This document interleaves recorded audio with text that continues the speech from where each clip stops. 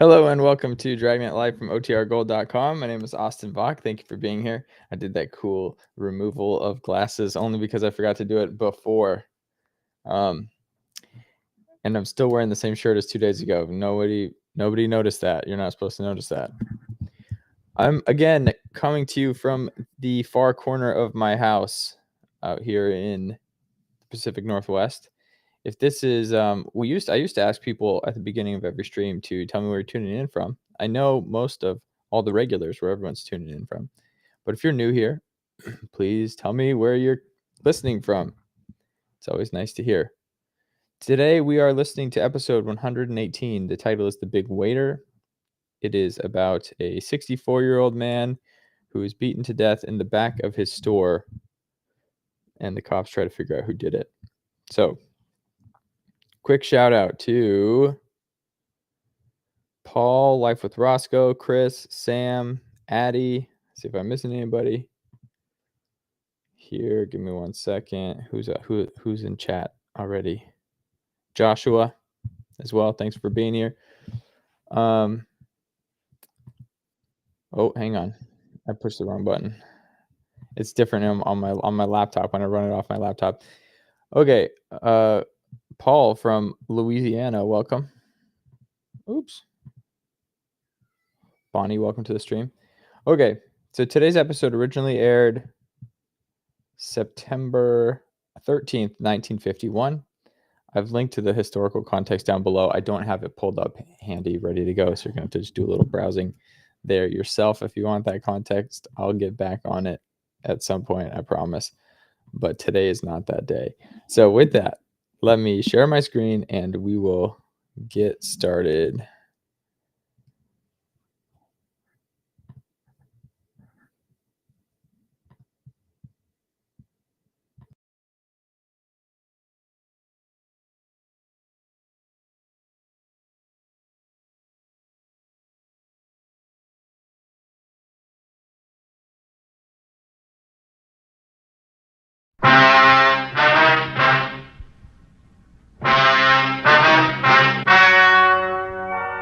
The story you are about to hear is true. The names have been changed to protect the innocent.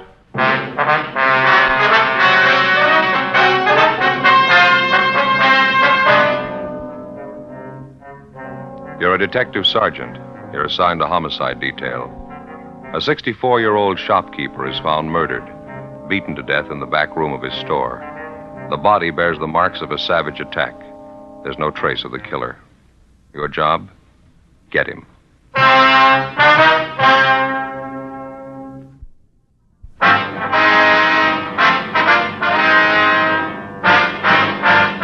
Dragnet, the documented drama of an actual crime.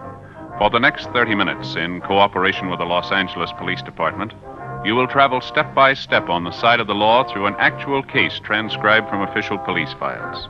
From beginning to end, from crime to punishment, Dragnet is the story of your police force in action.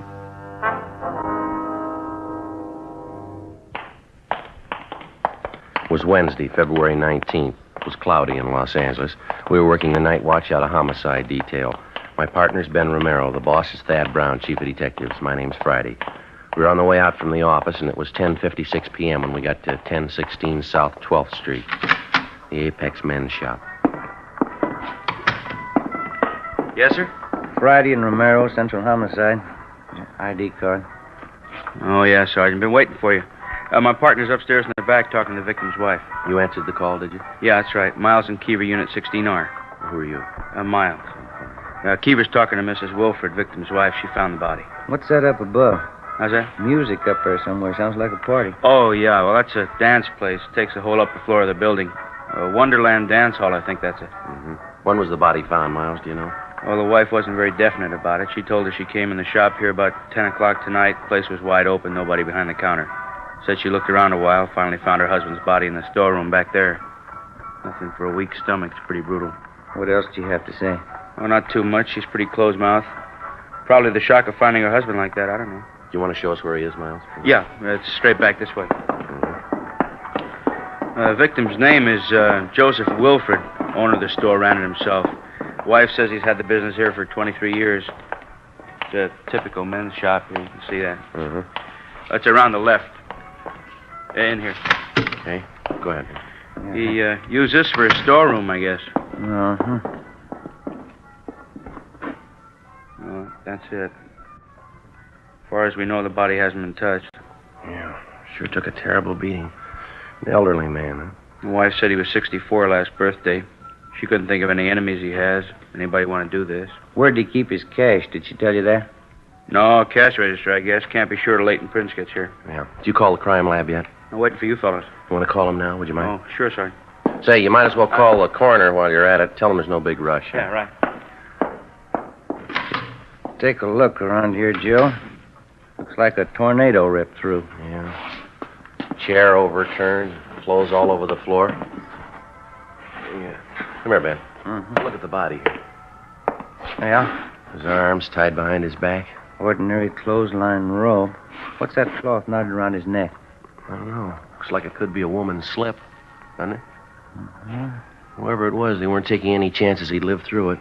The wounds on the head here, and the neck, see? Yeah. Looks like he was stamped on by boots, something like that. Maybe a narrow heel. Sure brutal. Doesn't look too much like a robbery motive. Not from the beating he took, anyway. Looks like he might have had a taste for art. All over the wall here, pin-up girls, fancy calendars. I talked to the crime lab, Sergeant. On the way out. Oh, thanks, Miles. Notified Deputy Coroner. Anything else I can do for you?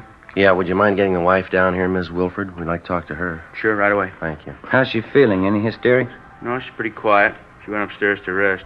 A couple of housekeeping rooms up there. Guess that's where she and her husband live. We'll tell her she doesn't feel too well. We could come up there and talk to her. Right, Sergeant. What do you think?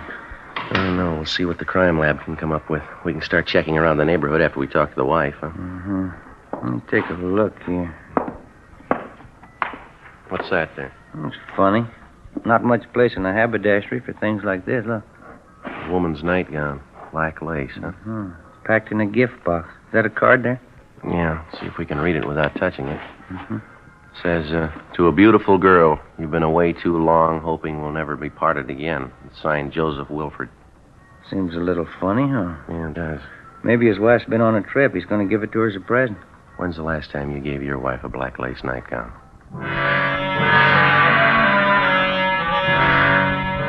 11:05 p.m. The two officers who'd answered the call, Miles and Keever, brought the victim's wife, Mrs. Agnes Wilford, downstairs, and Ben and I questioned her. She was a small, slight woman, dark hair, dark brown eyes, a sharp nose and chin. She looked to be in her early 50s. She said that both she and her husband had emigrated to America from northern Germany 25 years before. We asked her how her married life with Mr. Wilford had been, but she kept dodging the question. We asked her how she happened to find the body. The body's just as you found it, Mrs. Wilford. You didn't disturb anything? No, I just came back from a friend's and looked, and I saw him, and he was dead. Somebody killed Joseph. And you're pretty sure that your husband wasn't having any trouble with anybody? No enemies? No, he didn't have any enemies not to do this. Yes, ma'am. You lived upstairs in the back of the store with Mr. Wilford. Is that right, ma'am? And for a long time, yes, we lived upstairs in the rooms. It was nice. Saved money for rent. Well, do you have any idea at all why your husband's dead? Why somebody'd want to kill him? There was money in the store. They'd kill for that. You're a policeman. People kill for money, you know that. Well, do you know where Mr. Wilford kept his money, ma'am? There was a wooden drawer on the table in the back room. He would keep the money there. But I looked when I came in first. It was empty. Well, was there any money in that drawer tonight? Do you know that? Oh, yes, $300-400 anyway. Joseph always kept it in there. A terrible place up above, the music all the time, the noise. You should make them be quiet. The dance halls have been up there for a year tonight anyway. They should be quiet. Yes, ma'am. About the money Mr. Wilford had in the store. Maybe $1,000. $700-800, maybe that anyway. And then his wristwatch he had on, that's gone too. Can you give us a description of the watch, Mrs. Wilford? What make it was? What it looked like? Oh, yes, I can give that to you. It's white gold, expensive. It's writing on the back. Agnes to Joseph. One birthday I gave it to him. Have you been away from your husband recently, ma'am? I mean, on a trip or anything like that? No, I haven't been away. Why? Well, we don't mean to upset you at a time like this, but would you know if your husband had any women friends? Miss Wilford? If you have a cigarette, I'd like one. Oh, yes, ma'am. Here you are. Thank you very much. Take it if you like, miss. Thank you.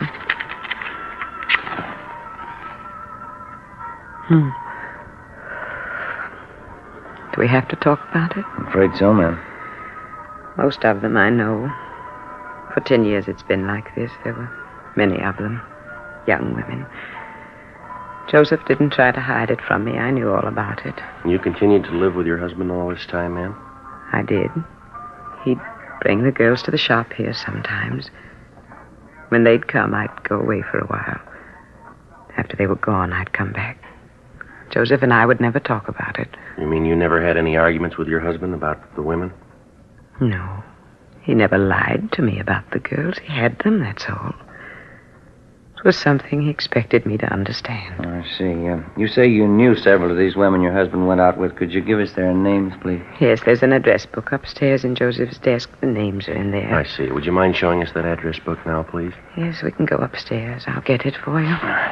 There's one question I'd like to ask you, Mrs. Wilford. If you don't mind. Yes? About your husband, ma'am. I don't know. Hurt very much at first. And then by and by, it didn't hurt so much. Time, I guess. Habit. Beg your pardon? A habit. If you want to, you can get used to anything. Yes, ma'am. Even a man who doesn't love you anymore.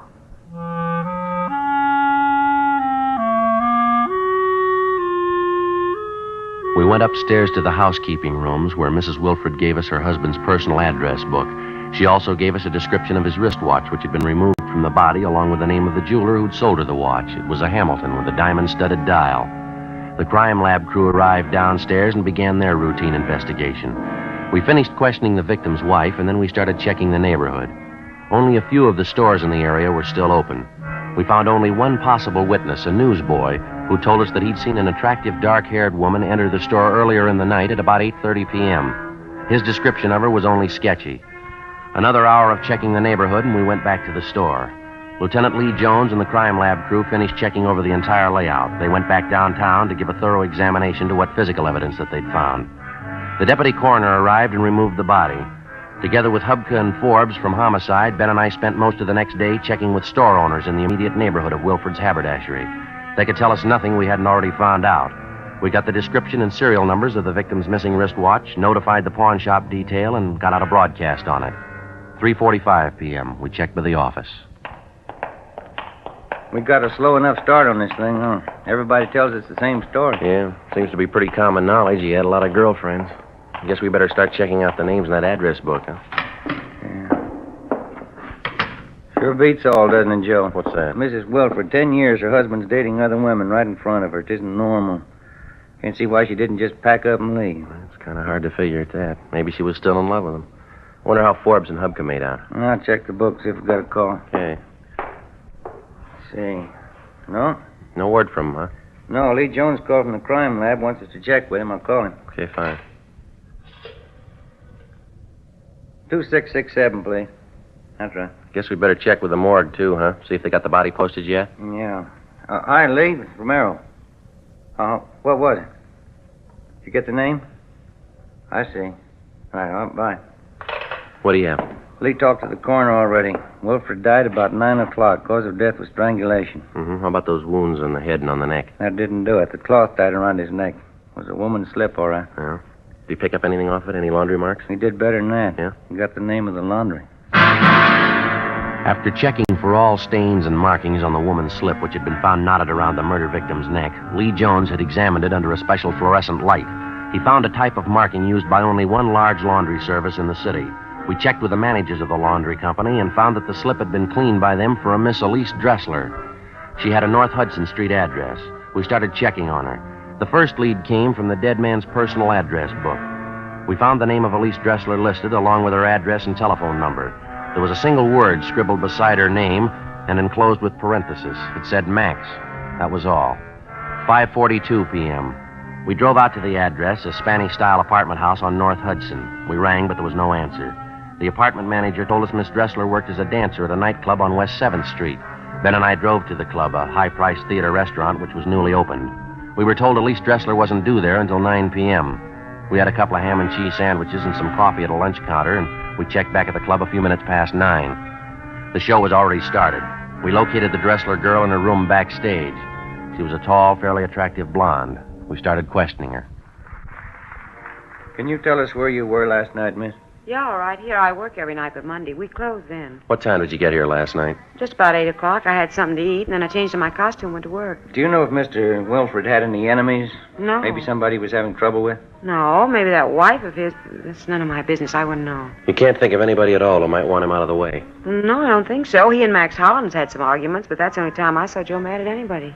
Who's this Max Hollins? Well, he's the man who arranged for me to come out from New York. Joe and Max have been friends for a long time. What were the arguments about, Miss Dressler? Do you remember? Yeah, about me. You see, Max brought me out here, and I suppose at first he thought he owned me. He didn't think I should go out with any other men but him. Max is stubborn sometimes. Well, so am I. I like Wilford, so I went out with him. I went out with Max, too. Well, these arguments they had about you, would you say that they were pretty mad at each other, Max and this Mr. Wilford? Well, only last week, Max was very angry with Joe, but I think he got over it. Could we talk together later? It's almost time for me to go on. I'll better get outside. Oh, sure. Excuse me. Yeah, I'll get it. Okay. We'll wait backstage here for you, Miss Dressler. Is that all right? Yeah, fine. Oh, that's all right. I still have a few minutes. Well, how about the last time you were in Wilford's store, Miss Dressler? Can you remember that? Not exactly. At least 6 months ago. I hardly ever went to see Joe there. Did you ever have any occasion to leave any clothing with Wilford in his store, maybe for cleaning alteration? No, I never left them. Maybe it's possible they could be there. How do you mean? Well, I have some nice slips, you know. First I sent them out, but Joe said he knew a very nice French laundry to do them. He'd come to my place, pick them up, and then take them to the laundry. Maybe he could have left them in his shop one day. Well, would anybody besides yourself have access to the clothes in your apartment? Maybe a roommate? No, I live by myself. I have the only key to the door except Max Hollins. He's got one. He lives in my apartment house, the upstairs floor. Nobody else has a key. Did you send any clothing to the French laundry with Mr. Wilford recently? Yesterday I did. 2 nice slips of mine. But Joe Wilford didn't call for them. I sent them over with Max. How'd that happen? Max said he might as well take them. He was going down to that neighborhood by the haberdashery. Oh? I wanted to see Wilford anyway. Max said he wanted to fix up their argument. We continued questioning the Dressler girl after she finished her first act at the theater restaurant. She told us that she hadn't seen Max Hollins since early the day before. She was taken downtown where she gave us a full statement. Further questioning got us the information that the argument between the two men, Joseph Wilford and Max Hollins, over the affections of Elise Dressler was far from settled at their last meeting. The girl admitted that it was a serious argument and that it ended up in a fist fight between the two men.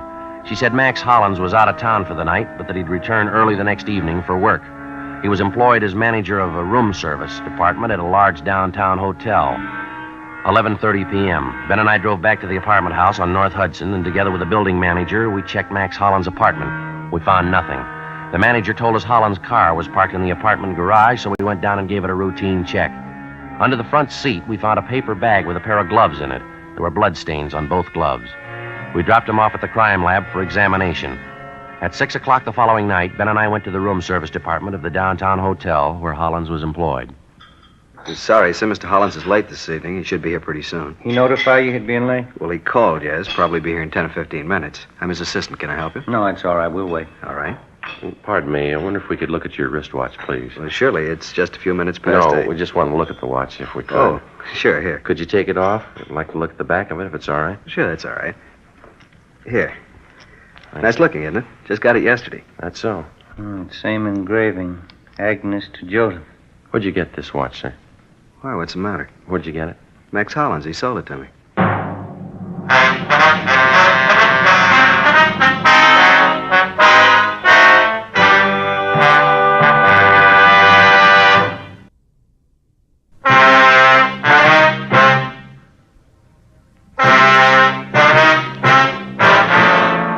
February 21st, Friday, 6:30 p.m. We called the office and notified them that we'd located the wristwatch taken from the body of the murder victim, Joseph Wilford. A stakeout was placed on the North Hudson Street apartment house. Ben and I stayed on at the hotel waiting the return of the murder suspect, Max Hollins. We talked to his assistant and found out that Hollins had a room in the hotel where he could sleep whenever he was called on to work late at night. 6:55 p.m. We called the office back and asked for a couple of men to be sent over to check the suspect's room. A few minutes later, Hollins himself showed up for work. Apparently, he'd been doing some drinking. Ben and I questioned him at his desk to stall for time until the men from the office could get to the hotel and make a thorough check of the suspect's room. Hollins was kept busy on the phone taking room service orders from the hotel guests. In between calls, we talked to him. I left Elise in the apartment, and then I took the few pieces of laundry she had and dropped them off at Wilfred's store. It was about 6 o'clock Wednesday night. You mentioned to the Dressler girl you wanted to see Mr. Wilfred. You wanted to patch up an argument you'd had with him? Yes, I just wanted to make sure he didn't have any bad feelings about it. Really wasn't much of an argument. How long did you stay at Wilfred's store, Mr. Hollins? Do you remember that? 20 minutes, maybe a half hour. We talked, and we had a glass of wine in the back room. No, it was upstairs. We drank the wine, and everything was all right. I guess it was about 6:30 when I left the store. He was all right then. Well, did anybody come in the store while you were there? No, there was nobody. How about Mrs. Wilfred? Was she in the store at all during the time you were there on Wednesday? No, he said she was gone for the day. She'd be back later on. We finished our talk, then I left. It was the last time I saw Joseph. It was a terrible thing, somebody to kill him. Excuse me again, please. Yes, sir. Go ahead. Room service, may I help you, please? Yes, sir. Yes, sir. Well, could I suggest the Palace Court salad? Very nice, yes. Hearts of artichokes filled with fresh crab meat, a Thousand Island dressing garnished with slices of avocado. All right, sir. 2 orders. Some consomme? All right. French rolls, coffee, and brandy. 8:13. Yes, sir, right away. Fred, this order for 8:13. Yes, Mr. Hollins? That's Mr. and Mrs. Morrow, 8:13. Make it quickly, please. Yes, sir. One of the best men I have, Fred. We keep a very high standard in our room service. Only the very best. They're all Geneva men. Yes, sir. Something else we'd like to find out. 21 years ago, I came here to the hotel. There was nothing. They were serving garbage. Bad service. Very bad. I built our staff one by one. I did it. There's our staff list there. Finest waiters in the country. Henry Sanchez, Fred LaSalle, Conrad Lutz, Joe Zwick, Yes, sir. and Elmer Creighton. He waited on the president when he came to visit here from Washington. The president thought so much of our service, he wrote a letter to Elmer later on. No argument at all. I have the best men in the country, the best food. 21 years to make it like it is. I did it all myself. I understand you and Wilfred were old friends, Mr. Hollins. You knew him quite a number of years, is that right? Most of his life, yes. I knew Joseph in the old country. We came from the same town. Terrible thing that's happened. I always liked Joseph, a good friend. What about these arguments you had with him lately about the girl, Elise Dressler? They amount to anything? No, but it showed something typical of Joseph. Maybe it was the business he was in. Dollars. It's all he thought about. The big dollar. He knew he had more money than I did. He thought he could do anything with it. How do you mean? About the girl, Elise. I took a visit to the old country 3 years ago, Strasbourg. That's where I learned my trade, from the best maitre d's in Europe. Mm-hmm. I met Elise on my way back in New York. You can check up on all my background. I worked at the Grand Hotel in Brussels. That's when it was the best. I was at the Carlton in London. Then I went to Venice, the Hotel Danielier. After, I went to the Hotel Majestic in Cannes. Yes, sir. What would that have to do with Miss Dressler? Very nice girl. We liked each other. When I came back here, I arranged for her to come out from New York. Took care of everything. I thought I'd like to marry her when she came here. And how about it, Hollins? You want to tell us now? Sir? Did you kill Wilfred? Excuse me, please. Room service, may I help you, please? Yes, Mr. Sutter. Dinner for 12 tomorrow night in your suite. Your wife and I made up the menu. Certainly, Mr. Sutter. I'll check it over for you. Let's see. We serve caviar with blini to start with. Then the soup, consommé, madeleine. And with the soup, amontillado. Yes, sir, that's Spanish. Then crab legs, Saint-Denis. Sir? Saint-Denis, that's crab legs rolled in breadcrumbs, fried in butter, served in a terrapin dish with bechamel sauce. After that, the Chateaubriand with truffle sauce, soufflé potatoes, small green peas français, and with that we serve Ponte Cornet 27. Dessert, we shall have peach flambé, coffee, and liqueurs afterward. Yes, sir. Henry Sanchez and Conrad Lutz. They'll serve you. Thank you. Thank you, Mr. Sutter. Good night, sir. Real gentleman, Mr. Sutter. He knows how to give a dinner party. The old school. Not so many of them left now. It's not like it used to be. People aren't the same anymore. Oh, yes, Fred. What is it? A message for the officers here, Sergeant. Oh, thank you. Excuse us a minute. will you? Oh, of course. What is it? It's from Forbes. I checked his room in the hotel. I didn't find anything. Better get him downtown, huh? Yeah. Hollins, we'll have to ask you to come downtown. Oh, yes. Get my top coat on here. There. Mhm. Out this way, Sergeant. All right. You park your car in the hotel garage? No, sir, outside on 10th Street. You can go out the side door then. This way.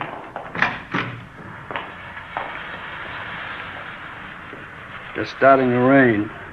You both have your top coats? Yeah. Yes. Well, let's go. We're parked right down this way. What did Elise say? Elise Dressler. She said you had a fight with Wilford. You went to see him the same day he was murdered.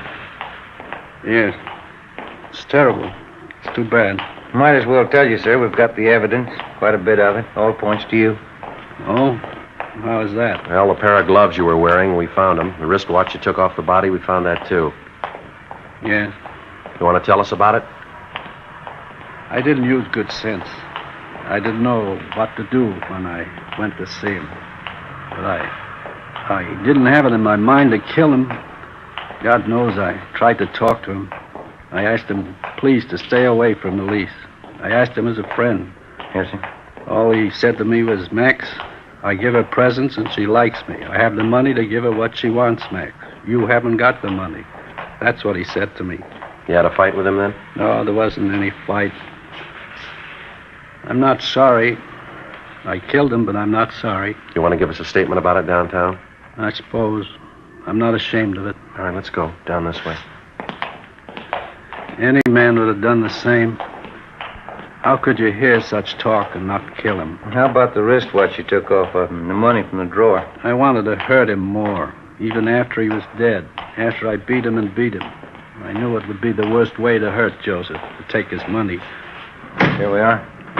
In the back, Alan. Yeah.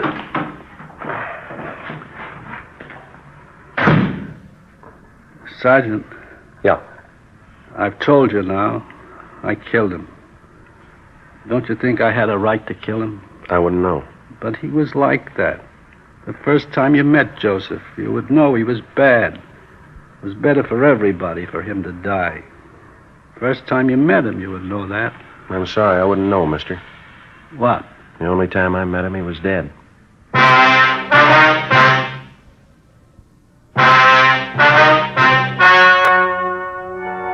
The story you have just heard was true. The names were changed to protect the innocent. On June 4th, trial was held in Superior Court, Department 89, City and County of Los Angeles, State of California. In a moment, the results of that trial.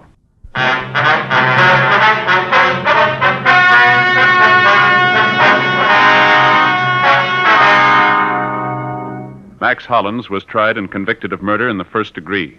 He was executed in the lethal gas chamber at the State Penitentiary, San Quentin, California.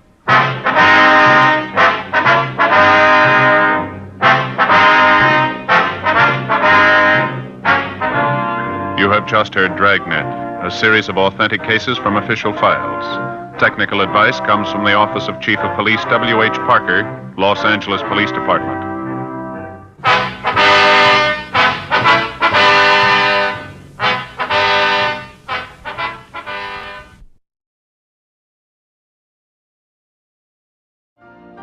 You've been listening to the OTR Gold Network. Find more classic radio at otrgold.com.